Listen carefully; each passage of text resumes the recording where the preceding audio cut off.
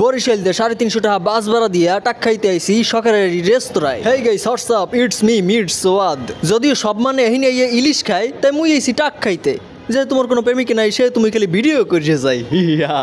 মুন্সিগঞ্জ জেলার মাওয়ার শখেরাই রেস্টুরেন্টে রাত 2টার কালেও এক্সের মানুষ বিভিন্ন প্রান্ত থেকে আসে। কোনো মেয়েকে দেখলে মনে হয় এ তো ফরেনার।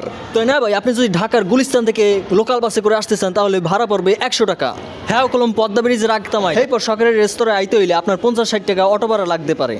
তো পাশে একটা হাড়ির মতো ভাস্কর্য আসলে, তো সেইখানে বসে শখের হাড়ি যেহেতু আসছি, তাই হাড়ির পাশে বসে আমি ভিডিও করি। বুঝছেন, খালি একটু পরপর খালি খিদে লাগে। আর মরে তো জানেনি মুই তো গরিবের ট্যুর আপনারা দেখতে আছেন। তাই হের পিন্নে চা বিস্কুট খাইয়ে একটা স্প্রাইটই ধরলাম না, মানে গেলতে আসলাম। তাই এতে মোর পেট ভরে নাই, মোর একসের খিদে লাগছে, মোর টাহাও হেরমের নাই। তারপর মুই স্ট্রংলি রইছি, কারণ এই জায়গায় মোর একটা রিভিউ নিতেই হইবে, এই জায়গাটা মোর দেখাইতেই হইবে আপনাকে। আর নিজের সাথে একটু এনজয় করতে হবে। শার্ট চেঞ্জ করে পাঞ্জাবি পরলাম।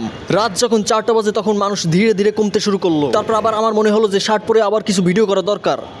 যেই আমি ভিডিওটা স্টার্ট করলাম তখনই বেজে উঠলো কুকুরের ধ্বনিস্বর। কিছু মানুষ বাস্তবে কথা